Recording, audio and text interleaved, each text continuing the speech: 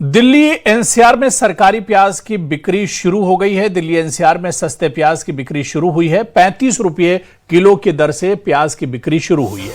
आपको बता दें कि सरकार ने दिल्ली एनसीआर में सस्ते प्याज की बिक्री शुरू कर दी है। केंद्रीय उपभोक्ता मामलों के सचिव निधि खरे ने हरी झंडी दिखाकर सस्ते प्याज के ट्रकों को रवाना किया।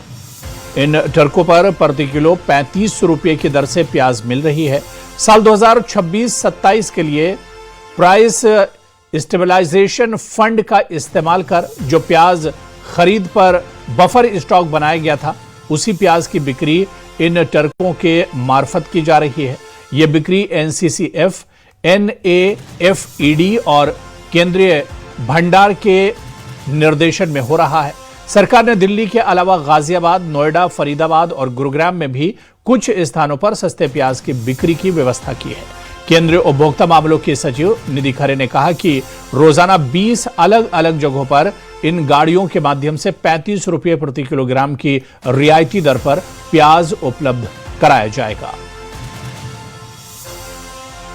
मंडी प्राइसेस को भी देखें तो वो भी बिल्कुल सामान्य है, बल्कि दिल्ली के जो प्राइसेस हैं मंडी के, वो नासिक के प्राइसेस से कम है।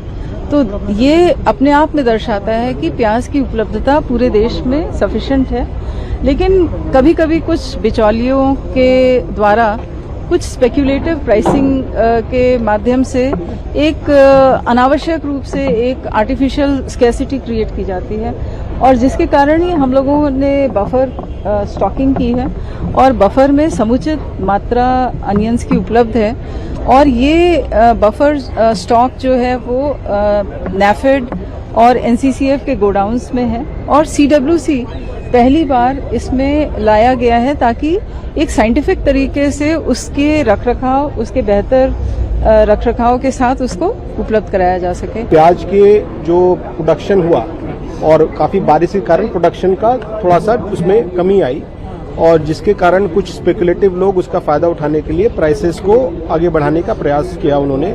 लेकिन जैसा कि हम लोग आज से प्रयास कर रहे हैं कि हम लोग जो हम लोग का बफर स्टॉक है, बोथ NAFED का और NCCF का, उसको हम लोग लाकर यहाँ पर 35 रुपये में कंज्यूमर्स को उपलब्ध कराएंगे। और ये आज तो हम लोग करीब करीब जैसे मिला के अगर देखें तो 50 डिफरेंट लोकेशंस पे जा रहे हैं। उसको धीरे धीरे रैंप अप करके हम लोग करीब 300 लोकेशन से हम लोग जाएंगे।